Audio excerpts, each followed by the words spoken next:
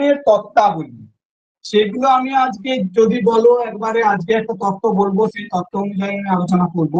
শিখনের তত্ত্বাবলী, তত্ত্বাবলী মানে theories of learning, যেটা তোমাদের সিলেবাসে সেন্ট্রাল টেট বলো, ওয়েস্ট বেঙ্গল প্রাইমারি টেট বলো, মনে একবারে ধরে নাও 8 থেকে 10 নাম্বার চাইল্ড সাইকোলজি, 8 থেকে 10 নাম্বার চাইল্ড সাইকোলজি এবং প্যাডাগজি মিলিয়ে আসবে। সে আপার হোক বা প্রাইমারি হোক, সেন্ট্রাল টেট হোক বা বরং বেশি তো কম নয়।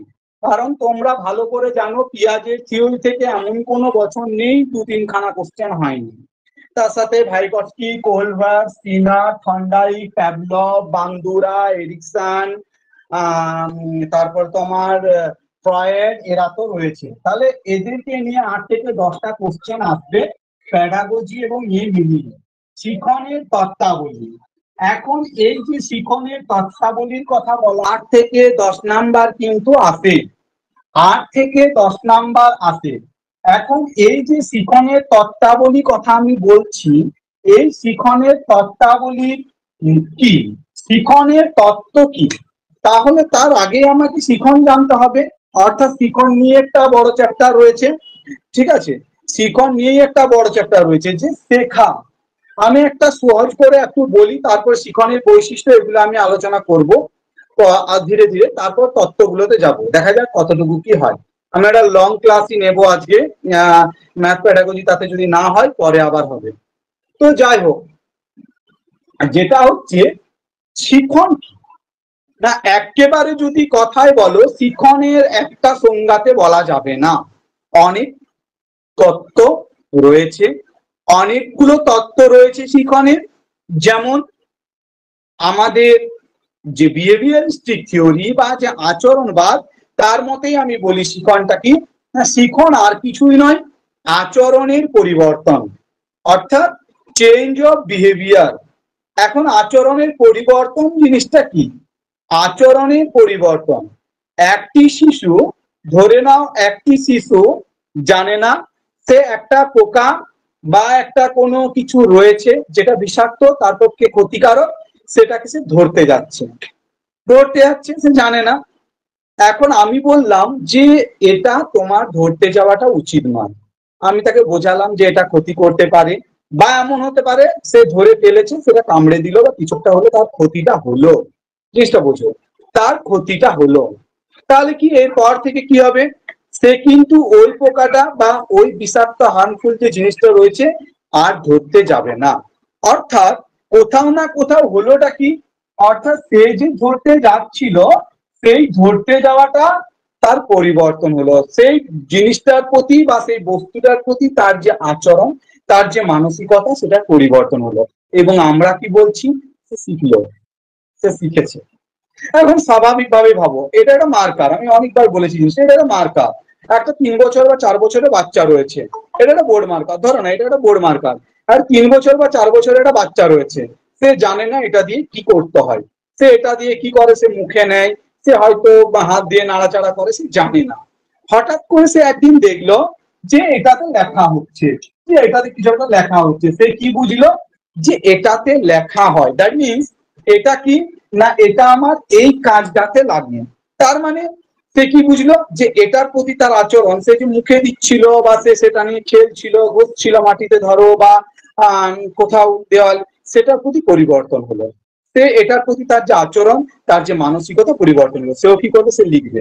তার মানে কি সে লিখবে, একেবারে বোর্ডে লিখবে না, সেটা সে করবে না। একবার যে বোর্ডে লিখতে চলে যাবে সেটা সে কিন্তু করবে না। সে কি করবে, সেটা নিয়ে খাতায় লিখতে পারে, দেওয়ালে আঁক কাটতে পারে, মেঝেতে দাগ দিতে পারে। তার মানে কি শিখনটা হয়েছে কিন্তু কমপ্লিট হয়নি, এটার প্রতি তার আচরণটা কমপ্লিট পরিবর্তন কিন্তু এখনো পর্যন্ত হয়নি। তার মানে আবার কি হলো, আস্তে আস্তে সে শিখলো না, এটাতে তুমি একটু বললে বা কেউ একজন বললো, টিচার বা মা বা বাবা বললো যে এটা এখানে লেখার নয় বাবা, বা দেখ মা এটা এখানে লেখার নয়, মেঝেতে লেখার নয়, দেওয়ালে লেখার নয়, এটা বোর্ডে লেখা। সে বোর্ডে লিখতে আরম্ভ করলো, এরপরও কি সে শিখলো না, এমনটা নয় যে সে এবিসিডি লিখতে শিখে যাবে, এমনটা নয়, সে দাগ দিতে শিখলো। তার মানে এটার প্রতি তার যে আচরণ, সেটা কোনো না কোনো ভাবে পরিবর্তন হলো। অর্থাৎ এই যে এটার প্রতি আচরণ তার পরিবর্তন হলো, এটাকেই কিন্তু আমরা বলবো লার্নিং বা শিক্ষা। এরপর বলি, তাহলে কি লার্নিং বা পরিবর্তন, লার্নিং বা শিখন হয়ে গেল তার? না। ওই যে পোকাটার কথা বলছিলাম, সে যদি পুনরায় আবার ধরতে যায় কোনোদিন, পুনরায় ধরতে যায়, অর্থাৎ তাহলে প্রথমে আমরা শিখনের তত্ত্বাবলীর আগে আমরা শিখনটা বুঝি। আমরা শিখনটা বুঝি। শিখনের প্রথম স্টেপ কি আমরা বললাম? শিখন আর কিছুই নয়, আচরণের পরিবর্তন। আবার বলছি, এটা কিন্তু আমি আচরণবাদীদের মতে বলছি, আচরণের পরিবর্তন। আমি আজকে অনেকগুলো থিওরি আলোচনা করব, তার আগে শিখন জিনিসটা বোঝো। আচরণের পরিবর্তন হবে, অর্থাৎ এরপর যদি এই আচরণটা যদি স্থায়ী না হয়, দেখা গেল সে এখন হয়তো করলো না, 2 দিন করলো না, 4 দিন করলো না, কিন্তু সে কিন্তু আবার পুনরায় কি করছে, আবার কিন্তু কি বলবো, আবার কোনোদিন সেটা ধরতে গেল। অর্থাৎ তখন আমরা কি বলবো, যে না, ছেলেটার মধ্যে যে আচরণের পরিবর্তনটা হচ্ছিল সেটা কিন্তু স্থায়ী হয়নি, সেটা কিন্তু স্থায়ী হয়নি। তাহলে বলবো যে না, তার শিখন হয়নি। এমনটা যদি হয়, সেটা যদি তার মধ্যে স্থায়ী হয়, অর্থাৎ ওই কীট বা ওই পোকা বা ওই যেটা রয়েছে ওটা যদি আর কোনোদিন সে ধরতে না যায়, বিষাক্ত এই বোধটা তার মধ্যে আসে, হার্মফুল এই বোধটা তার মধ্যে আসে, তাহলে কি হবে, তাহলে দেখা যাবে কিন্তু যে সে আর করতে, অর্থাৎ যদি তার এই পরিবর্তনটা স্থায়ী হয়, তখন আমরা বলবো তার শিখন হয়েছে। তাহলে আমরা শিখন কি বলতে পারি? সেকেন্ড স্টেপ, স্থায়ী পরিবর্তন। অর্থাৎ আচরণের পরিবর্তন হলেই হবে না, এটা যদি স্থায়ী হয় তবে সেটা আমরা বলবো স্থায়ী পরিবর্তন। এখন বলো, এখন তোমাদেরকে আমার কোশ্চেন, মনে করো আমি বলছি এটা স্থায়ী পরিবর্তন, ওকে, কিন্তু এই স্থায়ী পরিবর্তনটা, এই স্থায়ী পরিবর্তনটা কেন আমি করাচ্ছি, কেন আমি করাচ্ছি, কেন কেন আমি শিশুটাকে বললাম যে ওই পোকাটা ধরতে নেই, বা এই বোর্ড মার্কারটা এই দেওয়ালে লিখতে নেই, বা এটা মেঝেতে লিখতে নেই, কেন? কি মনে হয় তোমাদের, কি মনে হয় তোমাদের? কেউ রেসপন্স করো। হ্যাঁ, কেন? আমার একটা উদ্দেশ্য রয়েছে তো, না নেই আমার কিছু রয়েছে, অর্থাৎ আমি কিছু আকাঙ্ক্ষা করছি যে না, এটা যদি হয় তাহলে আমার এই প্রফিট বা এই লাভটা হবে। অর্থাৎ শিখনকে আমরা একটি এক্সপেক্টেড পরিবর্তন, অর্থাৎ কাঙ্ক্ষিত পরিবর্তন আমরা বলতে পারি। কাঙ্ক্ষিত মানে যেটা আকাঙ্ক্ষা করা হয়, ডিজায়ার, যেটা আমি ডিজায়ার করছি, যেটা আমি চাইছি, যেটা হোক, এই পরিবর্তনটা হওয়া দরকার, এটার মাধ্যমে তার কিছু ভালো হবে। অর্থাৎ তাহলে আমরা পরবর্তী স্টেপে বলতে পারি শিখন কি, শিখন আর কিছুই নয়, শিখন কাঙ্ক্ষিত পরিবর্তন। তাহলে আমি আবার আসছি, প্রথমে কি বললাম, আচরণের পরিবর্তন। ওই উদাহরণটাকেই বারবার ভাবো না কেন, অর্থাৎ আচরণের পরিবর্তন। তুমি একটা সহজ কথা ভাবো, আজকে তোমরা বইপত্র সব গুটিয়ে রেখে দিয়েছিলে, আবার টেটের অ্যাডভার্টাইজমেন্ট দিল, তোমরা বইটা নিয়ে, তার কারণ কি, তোমাদের মধ্যে কিছু পরিবর্তন এলো, কি তোমার মধ্যে একটা আকাঙ্ক্ষা রয়েছে, সে আকাঙ্ক্ষাটা পূরণ করার জন্য আচরণের পরিবর্তন। এটা স্থায়ী কেন বলছি, না এটা পড়তে হবে, তুমি জানো এটা ব্রেনের মধ্যে রাখতে হবে তোমাকে, এটা স্থায়ী পরিবর্তন বা কাঙ্ক্ষিত পরিবর্তন, আমরা জানি, আমরা চলছি। এরপরে কি শিখনের আর কি, না শিখন হচ্ছে, অবশ্যই মনে রাখো, শিখন হচ্ছে উদ্দেশ্যমুখী। উদ্দেশ্যমুখী প্রত্যেকটা শিখনের, প্রত্যেকটা কাঙ্ক্ষিত পরিবর্তনের, আচরণের পরিবর্তনের একটা উদ্দেশ্যমুখীনতা, একটা পারপাস রয়েছে, একটা পারপাস বা টার্গেট রয়েছে, উদ্দেশ্য। কি উদ্দেশ্য? আমি একটা উদাহরণ দিয়ে বলছি। আমার শিখনের, আমি ছেলেটা যে ছেলেটা পোকা মাকড় ধরতে যাচ্ছে, সেই ছেলেটাকে আমার উদ্দেশ্যটা কি বলো? আমার উদ্দেশ্য করা, ওকে রক্ষা করা, ওকে। তাহলে আমার উদ্দেশ্য মুখিলতা, আজকে আমরা টেট পড়ছি, আমাদের একটা উদ্দেশ্য রয়েছে, আমরা টেট পাস করবো, আমরা টেট কোয়ালিফাই করবো, একটা ভালো মার্কস পাবো, এটা হচ্ছে উদ্দেশ্যমুখিতা। শিখন হচ্ছে, আমি এগুলো আরো অফলাইন ক্লাসে অনেক ডিটেলস আলোচনা করি, লং যারা আমার ক্লাস 2-4টা অ্যাটেন্ড করেছে জানো, কিন্তু এখানে আমাদের আমি স্কোপটা কম, কারণ আমাদের প্রচুর সিলেবাস, আমি চাইছি প্রথম থেকে শেষ পর্যন্ত সিলেবাসটা শেষ করতে। হয় এত হাজার হাজার উদাহরণ দিয়ে লাভ নেই, বুঝে যাচ্ছ আশা করি, না বুঝলে বলবে, আমি অবশ্যই বলবো। এরপরে লক্ষ্যমুখী। শিখন হলো লক্ষ্যমুখী বা লক্ষ্য নির্ভর বলা যেতে পারে, আমি উদ্দেশ্য নির্ভর বা এটাকে বলি লক্ষ্য নির্ভর। গোল ওরিয়েন্টেড, গোল ওরিয়েন্টেড। শিখন হলো লক্ষ্য নির্ভর, গোল ওরিয়েন্টেড, লক্ষ্য নির্ভর। লক্ষ্য মানে কি? এখন what is the difference between purpose and goal? অর্থাৎ উদ্দেশ্য এবং লক্ষ্যের মধ্যে পার্থক্যটা কি? উদ্দেশ্য কথাটার মানে বোঝো, উদ্দেশ্য কথাটার মানে হলো আমার ইমিডিয়েট যেটা কাঙ্ক্ষিত বা মনের বাসনা। অর্থাৎ আমার উদ্দেশ্য হচ্ছে সীমিত অর্থে। ভালো করে গ্রাফটা ভেঙ্গ্রামটা বোঝো। উদ্দেশ্য যদি এখানে বিলং করে, এটা যদি আমার উদ্দেশ্য হয়, এই পুরোটা হচ্ছে আমার লক্ষ্য। লক্ষ্য কিন্তু অনেক বৃহত্তর জায়গা।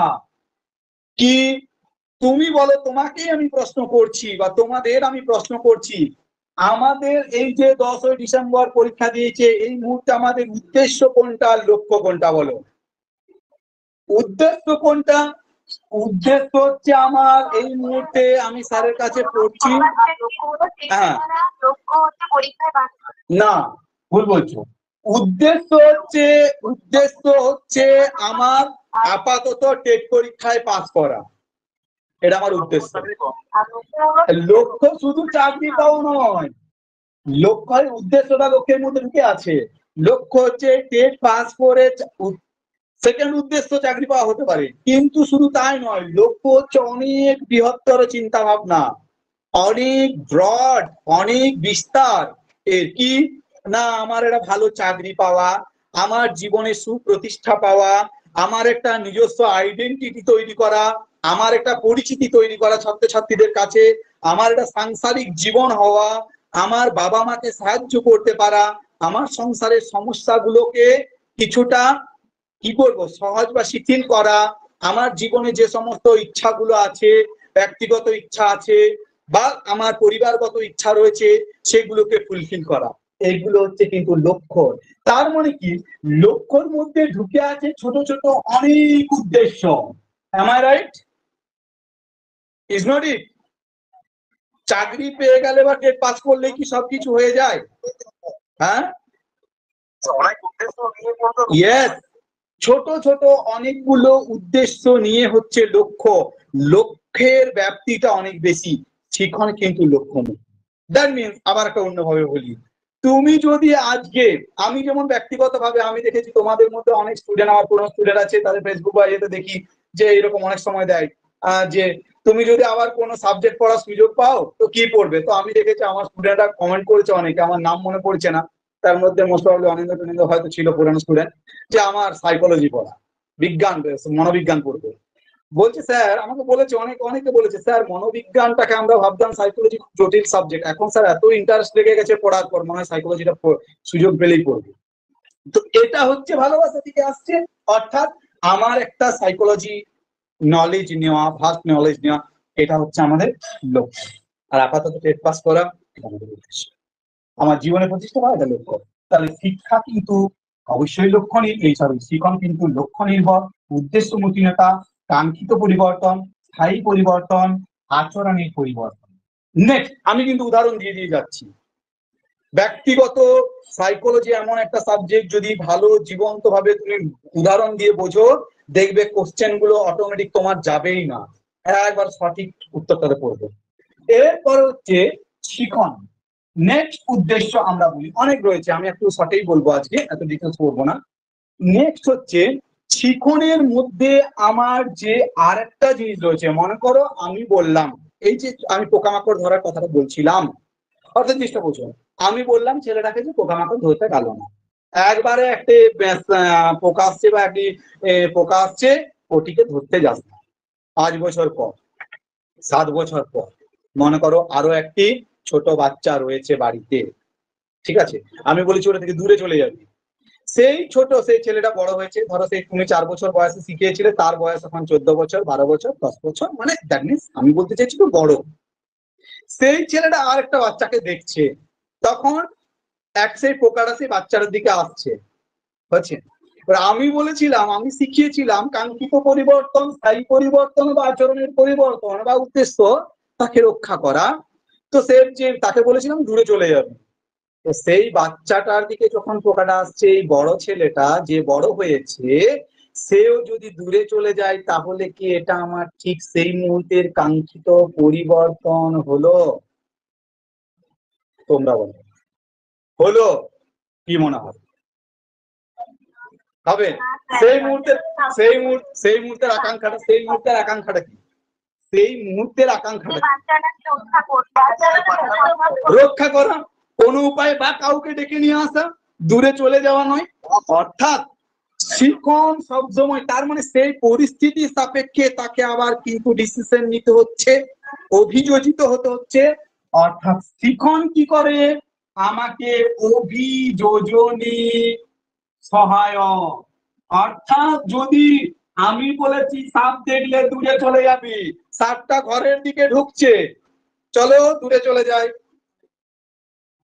তাহলে কি সেটা অভিযোজন হয়েছে সেই প্রতিকূল পরিস্থিতিতে? নিশ্চয় হয়নি। শিখন কিন্তু অভিযোজনের সহায়ক। ওকে, মুছবো, নিচের দিকটা দেখা যাবে না, আবার উপরের দিকটাতে যাচ্ছি, বোর্ডে লিখে নাও। কিন্তু শোনো, আমি যে গল্পগুলো বলছি এটা লেখার দরকার নেই, পয়েন্ট গুলো লিখো, দেখবে মনে পড়ে যাবে। পরীক্ষার হল এমন একটা জায়গা, যদি শুনে থাকো, টিচমেন্টে রেকর্ড হচ্ছে, আরেকবার করে শুনে নেবে, পরীক্ষার হলে কিন্তু মনে পড়ে যাবে। ঠিক আছে, এতদূর বোঝা গেল না যায়নি বলো আমাকে? বোঝা গেছে? নেক্সট যাবো, নেক্সট আমি শোনা, বলো অভিযোজন মানে কি? অভিযোজন মানে দেখো, অভিযোজন কথাটার মানে হচ্ছে to fit oneself in the reverse situation. প্রতিকূল পরিস্থিতিতে নিজেকে ফিট করা। ওই যে বললাম সাপটা ঘরের দিকে ঢুকছে, আমি শিখিয়েছি দূরে চলে যেতে হয়, কি করবে? দূরে চলে যাবে, সাপটা থেকে দাঁড়াবে না। সেরকম শিখন যদি শিখন হয় তাহলে তো গোলমাল হয়ে গেল গোটাটা, তাই না? এটা হচ্ছে অভিযোজন। নেক্সট শিখনের বৈশিষ্ট্য হচ্ছে, এটা পড়েছিল, ক নাম্বার হচ্ছে বলবে আমাকে, ভুলে গেলাম। 5 নাম্বার, 7 নাম্বার। শিখন হচ্ছে সর্বজনীন, নট সার্বজনীন। সার্বজনীন দুর্গাপুজো নয়, সর্বজনীন, ইউনিভার্সাল। Universal, universal. কেন পড়েছিল 2014 বা 17 টেটে? কারণ মানুষ হোক বা ইতর প্রাণী, কুকুর হোক বা বিড়াল, কুকুর বিড়াল মুরগি হাঁস, এগুলোকে নিয়ে দেখবে পরীক্ষা আছে অনেক, ওহলা টোহলা থন্ডাইক, তোমরা জানো, বিড়াল ইঁদুর নিয়ে পরীক্ষা আছে। মানুষ হোক বা যে কোনো অন্য প্রাণী, সবাই কিন্তু শেখে। এই জন্য শিখনকে বলা হচ্ছে, শিখন কিন্তু হচ্ছে সর্বজনীন। শিখন হচ্ছে সর্বজনীন। শিখন যদি, অর্থাৎ এই বৈশিষ্ট্যটাই পড়েছিল যে শিখনের সর্বজনীন মানে কি, সবাই শেখে, শিশু থেকে বৃদ্ধ সবাই শেখে, পৃথিবীর সমস্ত প্রাণী শেখে, এই অপশনটাও ছিল। এখানে সর্বজনীন কথাটার মনে হচ্ছে শুধুমাত্র মানুষ নয়, not only the human beings, every animal, all the animals in this world। এক কোষে অ্যামিবা থেকে, আমি যখন পিয়াজের থিওরি আসবো তখন দেখবে বলবো, অ্যামিবাকে নিয়ে বলছেন, প্রতিটি বস্তুই, প্রতিটি প্রাণী কিন্তু এই জগতের বিশ্বব্রহ্মাণ্ডের থেকে। অর্থাৎ শিখনের বাইরে কেউ নয়, সে জীবন পরিস্থিতি মোকাবিলা করার জন্য হোক বা তার অন্যান্য ক্ষেত্র, শিখন কিন্তু সর্বজনীন। বুঝতে পারলাম কি বলছি আমি? শিখন কিন্তু সর্বজনীন, অর্থাৎ সবাই কিন্তু শেখে, সবাই শেখে, সমস্ত প্রাণী শেখে। তাহলে অপশনটা কি হবে? পৃথিবীর সমস্ত প্রাণী শেখে। অপশন এরকম ছিল, সবাই শেখে, বৃদ্ধ থেকে শিশু সবাই শেখে, এরকম কি আরো অপশন ছিল দেখবে। ঠিক আছে, সর্বজনীন গুণ বলতে বোঝা যায় পৃথিবীর সব প্রাণী শেখে। আরে বাবা, শেখে বলে ইঁদুর, বাঁদর, কুকুর, লালারস, করণ ইত্যাদি ইত্যাদি যে পড়েছো, সেই পরীক্ষাগুলো সম্ভব। সর্বজনীন কোয়ালিটি। নেক্সট, শিখন হচ্ছে চাহিদা নির্ভর। একেবারে চাহিদা নির্ভর। আমাদের যদি চাহিদা না থাকে, আমরা কিন্তু শিখতে চাইবো না। আজকে তুমি সাইকোলজির বইটা খুলেছো, দোকানে যাচ্ছ, এত রোদ গরমে সমস্ত কাজ ছেড়ে পড়তে বসছো, রাত জাগছো, বিকজ ইউ হ্যাভ নিড, তোমার চাহিদা রয়েছে। চাহিদা রয়েছে, সেজন্যই তুমি শিখতে চাইছো। একটা বাচ্চা যখন শিখতে চাইছে, তারও কিছু চাহিদা রয়েছে, সে পুরস্কারের চাহিদা হোক, প্রশংসার চাহিদা হোক, বা কিছু শেখার চাহিদা হোক। সেজন্য শিখন কিন্তু চাহিদা নির্ভর। ক্লিয়ার? চাহিদা নির্ভর কথাটা ক্লিয়ার? অন্যবার আমি হাজার হাজার উদাহরণ দিই, সময় নষ্ট করবো না। আমার বক্তব্য, আমার যদি সিলেবাসটা 2 মাসে শেষ হয়ে যায়, আমি 1 মাস সমস্ত কিছু প্র্যাকটিস করবো, যাতে কোশ্চেন দেখলেই মনে হয় ও বাবা এটা কোনো কোশ্চেন হলো। সেই জন্য আমি এত ডিটেলস, নাহলে আরো ডিটেলস যাই, আরো উদাহরণ। এটা একটু বোঝা গেছে চাহিদা নির্ভর। শিখন প্রেষণা নির্ভর। প্রেষণা কি, পরে আসবো। প্রেষণা পুরো চ্যাপ্টার রয়েছে একটা, মোটামুটি বলছি। অর্থাৎ যখন মানুষের মধ্যে চাহিদা তৈরি হয়, সেই চাহিদা মানুষকে ঘুমাতে দেয় না, সহজ কথা। অর্থাৎ তার মধ্যে একটা ফোর্স কাজ করে, তাকে তাড়িয়ে নিয়ে বেড়ান, তাড়না। আমি বোঝাবো প্রেষণা চ্যাপ্টার। তাড়না মানে আমার চাকরির দরকার, আমি দুপুর হোক, রোদ হোক, যেমনই হোক আমি কিন্তু পড়াবো। আমাকে ঘুমোতে দিচ্ছে না, চাকরির দরকার, আমার চাকরির দরকার, আমাকে পড়তে হবে। এই ফোর্সটা আমাকে তাড়িয়ে নিয়ে বেড়াচ্ছে, হান্ট করে বেড়াচ্ছে। ড্রাইভ, নিড থেকে ড্রাইভ, সেই ড্রাইভের জন্য সেই তাড়না ফোর্সটাকে কাজ করিয়ে আমাকে যেদিকে নিয়ে যাচ্ছে, টোটাল প্রসেসটা, সাইক্লিং প্রসেসটা, যে সার্কুলার প্রসেস, তারপরে কি আমি সেই লক্ষ্যের অভিমুখে বা উদ্দেশ্যের অভিমুখে যাবো, সেটাকে আমার বলা হচ্ছে প্রেষণা, মোটিভেশন। অর্থাৎ মোটিভেশন দরকার। 2 রকমের মোটিভেশন আছে, এগুলো পড়বে চ্যাপ্টার গুলো। মোটিভেশন একটা বাইরে থেকে আসে। প্রেষণা এত সহজে বোঝানো যাবে না, প্রেষণা একটা বড় চ্যাপ্টার তোমাদের রয়েছে, প্রেষণার পর 2-3 নাম্বার আছে। মোটামুটি শুধু একটু বলছি, প্রেষণা জিনিসটা কি, মোটিভেশন। আমার মধ্যে চাহিদা রয়েছে, সেই চাহিদাকে পরিতৃপ্ত করার জন্য আমার মধ্যে একটা বল, একটা ফোর্স কাজ করে। ধরো আমার খিদা পেয়েছে, সহজ করে বোঝো, আমার খিদা পেয়েছে, এই মুহূর্তে বাড়িতে কিছু নেই, তাহলে আমার কি হবে? আমি তো দোকানের দিকে ছুটবো।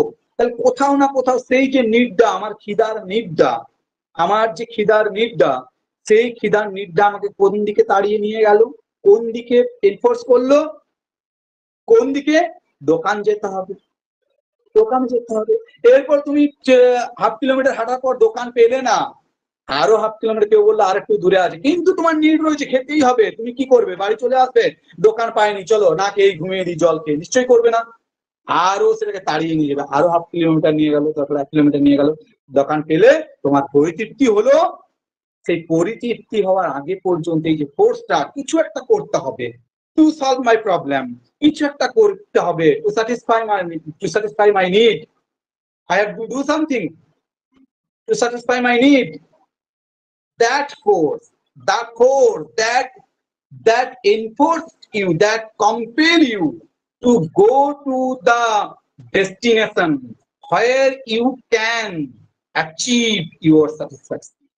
That is তাড়না। এবং সেই টোটাল যে প্রসেসটা, সেটাকে বলছি চাহিদা, চাহিদা থেকে তাড়না, তাড়না থেকে আমরা আসছি প্রেষণা। অর্থাৎ আমাদের চাকরিটা পেতে হবে। আমি তোমাদেরকে বলছি, কেন চাকরি পাবে না? পাবে। বাইরে থেকে বলছি এক্সটেন্সিভ মোটিভেশন, বাহ্যিক প্রেষণা। আবার তোমার মনের ভিতর থেকে আসছে না, চাকরিটা পেতে হবে। সত্যি তো আমার কত দায়িত্ব, দায়িত্ব, আমার বাবা মা, আমার পরিবার, আমার স্বামী, যে যাই হোক না কেন, আর স্ত্রী, আমার স্বামী, আমার সন্তানকে ভালোভাবে প্রতিপালন করা, চাকরি পেতে হবে একটা। এই যে চাহিদাটা, এই যে ফোর্সটা যখন তোমাকে কম্পেল করছে ভিতর থেকে, সেটা হবে কিন্তু ইন্ট্রিনসিক মোটিভেশন। যাই হোক, মোটিভেশন চ্যাপ্টার যখন বোঝা গেছে তো মোটামুটি, তাহলে আরো প্রেষণা ডিটেলস বুঝতে হবে। প্রেষণা বিশাল বড় চ্যাপ্টার, আসবো আমি র্যাপিডলি পড়াবো। আবার বারবার বলছি, সাইকোলজি যদি কেউ বোঝো 120 নাম্বার হয়ে যাবে, বিকজ পেডাগজি আর রিলেটেড টু সাইকোলজি। 120টা নাম্বার হয়ে যাবে, যেহেতু তোমাদের সিটেড সিলেবাস অনুযায়ী হচ্ছে, ওই জন্য আমি বাকি বিষয়। শিখন কিন্তু সক্রিয়তা ভিত্তিক। সংস্কৃত একটা শ্লোক আছে, উদ্যমেন হি সিদ্ধন্তি কার্যানি ন মনোরথই ন হি সুপ্তস্য সিংহস্য প্রবিশন্তি মুখে মৃগা। মানেটা কি? উদ্যমের দ্বারাই কার্যসিদ্ধি হয়, ইচ্ছা, শুধু ইচ্ছা আছে হবে না। কখনো ঘুমন্ত সিংহের মুখে হরিণ এসে প্রবেশ করে না। আমি ঘুমাবো, আমার মুখে হরিণটা চলে আসবে, আমার ক্ষুধা নিবারণ করবে, হবে না। উদ্যমেন হি সিদ্ধন্তি কার্যাণি ন মনরথই ন হি সুপ্তস্য সিংহস্য প্রবিশ্যন্তি মুখে মৃগা। অর্থাৎ আমি যদি ভোরবেলায় ঘুম থেকে ওঠার আগে দিব্যি নিয়ে বসি, আমি আজকে কিছু শিখবো না, দেখি কোন স্যার, কত বড় স্যার আছে, আইনস্টাইন, নিউটন, বিদ্যাসাগর, রবীন্দ্রনাথ, আমাকে শেখাতো, কারো ক্ষমতা নেই তোমাকে শেখাবে। তুমি যদি ভোরবেলায় ঘুম থেকে বাসিন্দা দিব্যি নিয়ে ওঠো যে আমি আজকে শেখাবো, শিখবো না কিছু, আইনস্টাইন যদি আসে, ওই তো বলছি নিউটন আসে, রবীন্দ্রনাথ, বিদ্যাসাগর শেখাতে পারবে না। কিন্তু তুমি যদি না, আমাকে চেষ্টা করো, আমার সক্রিয়তা, অ্যাক্টিভিটি দরকার, আমি যতটা পারি নেব, আমার according to my capacity, according to my time আর আদার্স অপরচুনিটিস, অর্থাৎ অন্যান্য সুযোগ সুবিধা বা আমার যে ক্যাপাসিটি অনুযায়ী আমি নেব। অর্থাৎ তুমি সক্রিয় হও, তবেই তুমি শিখবে। সেই জন্য শিক্ষণকে বলা হয় সক্রিয়। বলো, বোঝা গেছে? এই যে তুমি ঠিক করো, আমি বলছি তোমাকে শেখাবো, তুমি বলছো না স্যার আমি শিখবো না, শিখবোই না স্যার, আমি সেখান তো দেখছি কত ক্ষমতা আছে আপনার, বলো সেখানে যাবে? Is it possible? তুমি অন্য মনস্ক থাকবে, আকাশ পাতাল ভাববে, যাবে সেখানে যাবে? তোমরা পারবে? তোমরা তো প্র্যাকটিস টিচিং করেছো, বাড়িতেও বাচ্চা রয়েছে অনেকের, যদি সেই ছেলেটা সেদিন বলে আমি শিখবো না, শেখানো যায় সেদিনে? ইম্পসিবল, কারণ শিখন সক্রিয়তা ভিত্তিক, সে যদি অ্যাক্টিভ না হয় শিখবে না। ওই জন্য পিয়াজে অপারেশন বলেছে কথাটা, পিয়াজে কথাটা অপারেশন বলেছে, সরি বানানটা একটু ভুল হয়েছে, সক্রিয়তা ভিত্তিক, ক্লিয়ার? শিখন কিন্তু নেক্সট মুচ্ছি 10 নাম্বার, 11 নাম্বারে যাচ্ছি আমি। পরিসনা নির্ভর, চাহিদা নির্ভর, উদ্দেশ্যমুখী, লক্ষ্যমুখী, কাঙ্ক্ষিত পরিবর্তন, স্থায়ী পরিবর্তন, আচরণিক পরিবর্তন, পেশনা কি বলে তোমার সক্রিয়তা ভিত্তিক, সর্বজনীন, এগুলো হয়ে গেছে। এরপর আরেকটা বলছে, আরো অনেক পয়েন্ট আছে শিক্ষণের বৈশিষ্ট্য সম্পর্কে, আরো অনেক ব্যাপার রয়েছে, সেগুলো তো আসবোই। আর একটা যেটা মূল ফোকাস, যেটা শিক্ষণ মনোযোগ, কারণ মনোযোগ না দিলে কিন্তু শিক্ষণ, কোন একটা জিনিসের কিন্তু মনোযোগ, ঠিক আছে, মনোযোগ নেই। তাহলে আমি 11 নম্বরে আসবো, শিখন মনোযোগ। আর কি? শিখন আগ্রহ নেই। এগুলো প্রত্যেকটা একটা চ্যাপ্টার পড়তে হবে আমাকে। শিখন আগ্রহ নির্ভর। দেখবে একটা কথা, দেখবে আমার যে বিষয়টার প্রতি আগ্রহ বেশি, কেউ সাহিত্যকে ভালোবাসে, কেউ বিজ্ঞান ভালোবাসে, কেউ ফিজিক্স ভালোবাসে, কেউ কেমিস্ট্রি ভালোবাসে, কেউ ইঞ্জিনিয়ারিং ভালোবাসে, কেউ সাইকোলজি ভালোবাসে, যে বিষয়টার প্রতি আমার আগ্রহ বেশি, সেই বিষয়টা আমি কিন্তু তাড়াতাড়ি শিখে যাই। আমি দেখেছি, আমার অভিজ্ঞতা, আমাদের একটা বাচ্চা রয়েছে, সে তার বয়স 5 বছর, তো আমি দেখছি 3 বছর, 3.5 বছর, 4 বছর বয়স থেকে সে কার্টুন দেখছে, হিন্দি কার্টুন। সে এত সুন্দর হিন্দি বলে, যেটা আমি কিন্তু ভাবতেই পারি না, মানে আমিও বলতে পারবো না। বিকজ কিসের জন্য সে শিখেছে সেই হিন্দিটা? সে তো বাংলা মাতৃভাষা, তো ফার্স্ট ল্যাঙ্গুয়েজ। ইয়েস, কারণ সেই কার্টুনটার প্রতি, সেই কার্টুন চরিত্র যে কথাগুলো বলছে, যে ল্যাঙ্গুয়েজটা ব্যবহার করছে, তার প্রতি তার আগ্রহটা অনেক বেশি, গ্রেটার দেন তার বাবা মা, তার টিচার, তার পারিপার্শ্বিক যে কথাটা বলছে। কল্পনা করতে পারবে না 4 বছরের বাচ্চা সে এত সুন্দর হিন্দি বলছে, বিকজ শিখেছে। কেন না? তার প্রতি তার আগ্রহটা অনেক বেশি, তার প্রতি তার মনোযোগ, কনসেন্ট্রেশনটা অনেক বেশি, সে শিখেছে, শিখে গেছে। দারুণ কার্টুন দেখে দেখে, হয়তো মুখপাত্র ইত্যাদি ইত্যাদি কার্টুন গুলো দেখে শিখেছে। আরো 5টা বাচ্চা শিখছে, কিন্তু হয়তো তার মধ্যে হিন্দিটা পাচ্ছে না। কেন? কারণ সে তার মধ্যে এত বেশি পরিমাণে আগ্রহ দিয়েছে, যেটা বাচ্চারা অন্যান্য গেস্টার পোস্টার গুলো দেখছে, আর সে কিন্তু হয়তো ল্যাঙ্গুয়েজ প্যাটার্নটাকে দেখছে, ল্যাঙ্গুয়েজ প্যাটার্নটাকে ফলো করছে। বুঝতে পারছো কি বলছি? বাকি হয়তো ছবি দেখছে, সব বাচ্চাই তো কারণ দেখে, সবাই হয়তো এত ভালো হিন্দি বলতে পারে না, বিকজ সে শুধু ছবিটা দেখছে না, সে হাত নাড়া পা নাড়া গুলো দেখছে না, সে ল্যাঙ্গুয়েজ প্যাটার্নটার প্রতি হয়তো আগ্রহ। এটা হচ্ছে আগ্রহ। তাহলে এইগুলো যেগুলো রয়েছে, এই শিখনগুলোর অনেক তত্ত্ব রয়েছে। এটার জন্য আমাদের এগুলো হয়তো ইন্টারেস্টিং জিনিস, তত্ত্বগুলো তো ইন্টারেস্টিং জিনিস অবশ্যই। আমরা সেই তত্ত্বগুলো আজকে আমি সংক্ষেপে সব তত্ত্বগুলো বলি একটু একটু করে, তারপরে আমি এক একটা তত্ত্ব করে আসবো, এই পুরো তত্ত্বগুলোই তোমাদের সিলেবাসে রয়েছে। যেটা নেই সেটা জাস্ট টাচ করে বেরিয়ে যাবো, বা সেন্টার থেকে কোশ্চেন করেছে টাচ করে বেরিয়ে গেল, এত ডিটেলস না থাকবে। আমি এক তত্ত্ব শিখনের তত্ত্ব মানে কি? একটি শিশু কখন, কিভাবে, কেন, কোন উপায়ে, ঠিক আছে, শেখে, তার যে ব্যাখ্যা, অর্থাৎ শিশু। আচ্ছা, এখানে আমরা যে শিখন বলছি সেটা তো অ্যাকচুয়ালি আমরা যদিও বললাম সর্বজনীন গুণ মানুষের, কিন্তু শিখন তো আমরা প্রধানত কার শিখনের কথা এখানে শিখবো আমরা? চাইল্ড সাইকোলজি, তাই তো? শিশু বা মানুষের, মানব শিশুর কথা। তো তাহলে শিশু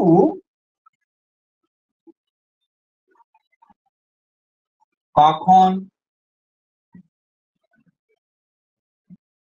কিভাবে, কেন, ঠিক আছে, ইত্যাদি যে প্রশ্নগুলো শেখে, কেন শেখে, কেন শেখে, কিভাবে শেখে, কখন শেখে, কখন কোন জিনিসটা শেখে, কখন মানে কখন শেখে মানে কখন শিখে গেল তা নয়, মানে কোন স্টেপে কোনটা শেখে, এইগুলো নিয়ে যে আমার বিশদ আলোচনা, সেগুলোই হচ্ছে শিখনের তত্ত্ব। অর্থাৎ বিভিন্ন যে তত্ত্ববিদরা রয়েছেন, বিভিন্ন যে থিওরিস্টরা রয়েছেন, তাদের মতামত ভিন্ন। কেউ বলছে এভাবে শেখে, কেউ বলছে না না এটা নয় ওভাবে শেখে, কেউ বলছে না ওটাও শেখে এটাও সঙ্গে শেখে তার সাথে এভাবে শেখে, কেউ বলছে এই প্রক্রিয়াটা ঠিক, কেউ বলছে ওই প্রক্রিয়াটা ঠিক, ঠিক আছে। এই যে কখন, কেন, কিভাবে, এই যে ভিন্ন মত, এগুলোই আমাদের শিখে। তত্ত্বগুলো কিন্তু আমি আবার বলছি, আমি আবার সুন্দর সুন্দর উদাহরণ দিয়ে বোঝাবো, কিন্তু তত্ত্বগুলো বুঝতে হবে। যেমন টু মাচ ডিফিকাল্ট তত্ত্ব, যে দুটো তিনটে তত্ত্ব রয়েছে, সেটা টু মাচ ডিফিকাল্ট। একটা হচ্ছে পিয়াজে, একটা হচ্ছে স্কিনার, আর একটা হচ্ছে ফ্রয়েডিয়ান কনসেপ্ট, ঠিক আছে। আর একটা থিওরি আছে মাসলোর থিওরি, ওটা বোঝা যায় মোটামুটি পেশনা তত্ত্ব, শিখন তত্ত্ব। আমি এখন শিখন তত্ত্বগুলো নিয়ে আলোচনা। তো যেটা বলছিলাম, শিখনের তত্ত্বগুলো, এই তত্ত্বগুলো, বাকি তত্ত্বগুলো ভাইবোসকি অনেক ইজি। ওভারটা ইজি বলবো না, মিডিয়াম। ওভারটা বোঝার জিনিস অনেক বেশি, মরাল ডেভেলপমেন্টটা। তো আমরা কোশ্চেন বেশি করবো এবছর। যাই হোক, যে কথাটা বলছিলাম, তাহলে এই যে শিখনের তত্ত্ব, এই শিখনের তত্ত্বাবলীগুলোকে কয়েকটা স্টেপে আমি কয়েকটা ইয়েতে ভাঙবো, এবং সেগুলো আমি আজকে আলোচনা করব মোটামুটি। এরপরে এক একটা তত্ত্বকে ডিটেলস, কারণ আজকে একবার আবার ডিটেলস আলোচনা করলাম, তারপরে তত্ত্বগুলো আলোচনা করতে হবে, সময় নষ্ট হবে। আমি মোটামুটি ওভারঅল একটা আলোচনা করবো আজকে, যাতে তোমরা আমার হেল্প ছাড়াও বইটা নিয়ে পড়তে বসে বুঝতে পারো, হ্যাঁ অ্যাকচুয়ালি স্যার এটা বলেছিলেন এটা। তারপর তো আমি আছি। শিখনের তত্ত্বাবলী, শিখনের যে তত্ত্বাবলী, সেই শিখনের তত্ত্বাবলী বিভিন্ন বই বিভিন্ন রকম পাবে। একটা স্ট্যান্ডার্ড বই বা স্ট্যান্ডার্ড যে বই বা ইংলিশ যে বইগুলো, সেগুলো থেকে মোটামুটি শিক্ষণের তত্ত্বাবলীগুলোকে মোটামুটি আমরা ধরে রাখো। আরো আছে, অন্যভাবেও আমরা ভাঙতে পারি। চার রকম ভাবে আমরা ভাঙবো। মূলত কেউ কাজ করেছে, আমি দিয়ে দেবো। মূলত প্রথমে হচ্ছে আচরণমূলক তত্ত্ব, আমি আসছি, তারপরে এর আবার ভাগ আছে। আচরণমূলক তত্ত্ব, আচরণমূলক তত্ত্ব, ইংরেজিতে আমি লিখে দিচ্ছি বিহেভিয়ারিস্টিক থিওরি। বিহেভিয়ারিস্টিক থিওরি, বিহেভিয়ারিস্টিক থিওরি, আচরণমূলক তত্ত্ব হয়েছে বিহেভিয়ারিস্টিক থিওরি। এরপর হচ্ছে সামাজিক জ্ঞানমূলক তত্ত্ব, সামাজিক জ্ঞানমূলক তত্ত্ব।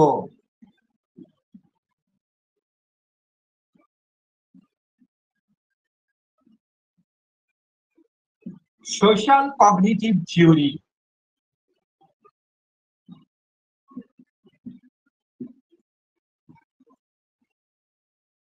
Social cognitive theory. নেক্সট হচ্ছে প্রজ্ঞামূলক তত্ত্ব।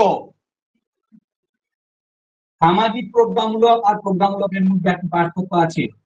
প্রজ্ঞামূলক তত্ত্ব, কগনিটিভ থিওরি,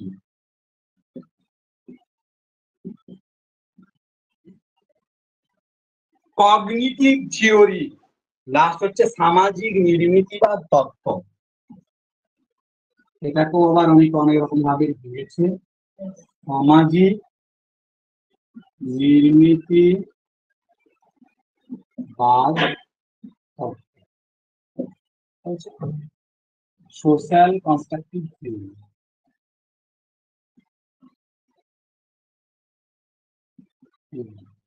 আরো অনেক আছে, মোটামুটি এগুলো বিভিন্ন তত্ত্বের বিভক্তি। ঠিক আছে, এরপরে আমাদের এই যে আচরণমূলক তত্ত্ব, আমি একটা একটা করে আসি। আচরণমূলক তত্ত্ব জিনিসটা কি? আচরণবাদী যারা, তাদের মতে তারা বলছেন, আচ্ছা বইটা দেখা যাচ্ছে, দেখো, আচরণমূলক তত্ত্ব, সামাজিক জ্ঞানমূলক তত্ত্ব, প্রজ্ঞামূলক তত্ত্ব, সামাজিক নির্মিতিবাদ তত্ত্ব। আমি মুছে দেবো জায়গাটা, আমি আবার বলছি। আচরণবাদী তত্ত্ব,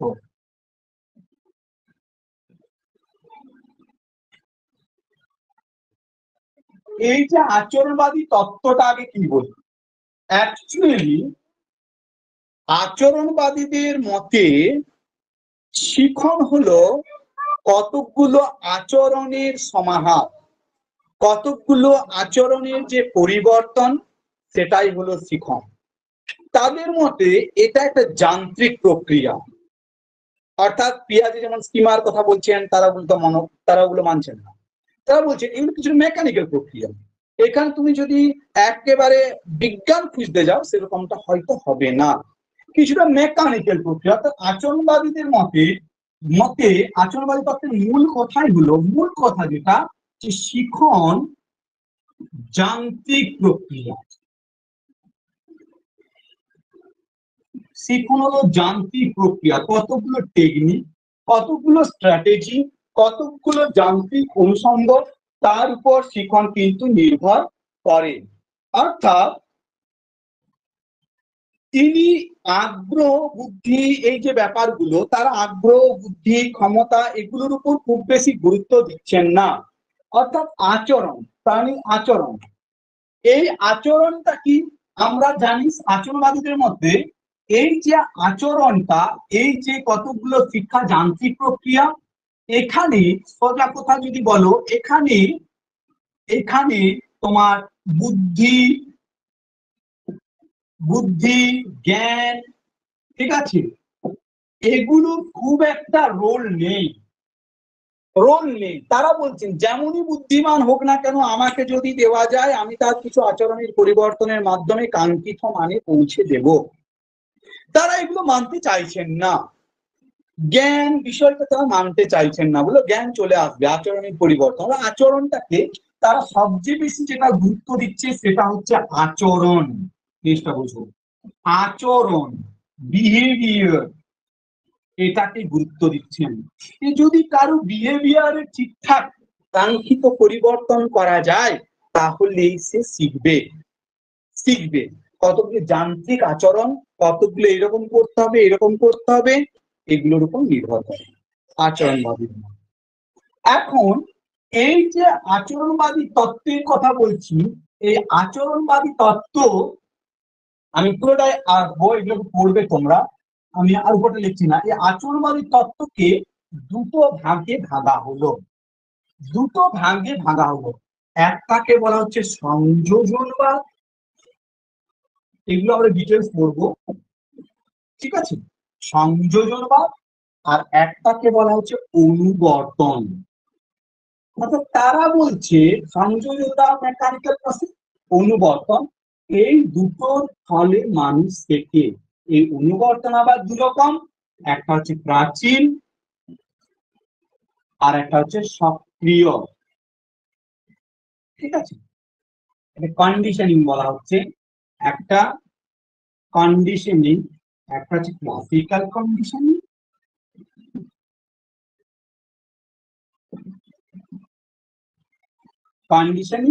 আর একটা হচ্ছে অপারেন্ট কন্ডিশনিং।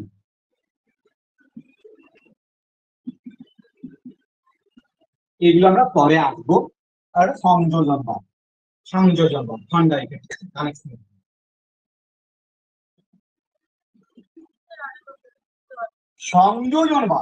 শিখনের যে আচরণবাদী তত্ত্ব, মূলত দুটি, একটা হচ্ছে সংযোজনবাদ আর একটা হচ্ছে কি বললাম অনুবর্তন। অনুবর্তন অনুবর্তনের মধ্যে আছে প্রাচীন অনুবর্তনবাদ, সক্রিয় অনুবর্তনবাদ। ফিনারের সক্রিয় অনুবর্তনবাদ আর প্যাভলভের প্রাচীন অনুবর্তনবাদ, থর্নডাইকের সংযোজনবাদ। এগুলো আছে, এগুলো পড়বো, ডিটেলস পড়বো, আমি সহজ সরল করে বোঝাবো, কোনো অসুবিধা নেই। এগুলো রয়েছে, তাদের মতটা কি বলো? সংযোজনবাদ, কানেকশনিজম, এটা থর্নডাইকের থিওরি। থর্নডাইক, এটা একটু বলে দিই তাহলে বুঝতে পারবে তোমরা। না বলছে সঠিক প্রতিক্রিয়ার সঙ্গে সঠিক উদ্দীপকের যদি সঠিক সংযোজন হয় তবে আমাদের শিক্ষণ হয়। তো আপনি বুঝতে পারবে না যারা নতুন আছো, আমি এগুলো ডিটেলস আলোচনা করবো, থিওরি গুলো একটু জেনে নাও যে কোনটা কোন ভাগে, এগুলো ডিটেলস হবে, কোনো চিন্তা নেই, একেবারে এত ডিটেলস হবে দেখবে তোমরা পড়াবে অসুবিধা নেই। যাই হোক, এগুলো হচ্ছে সংযোজন। আরো এরকম বাকিগুলো আছে,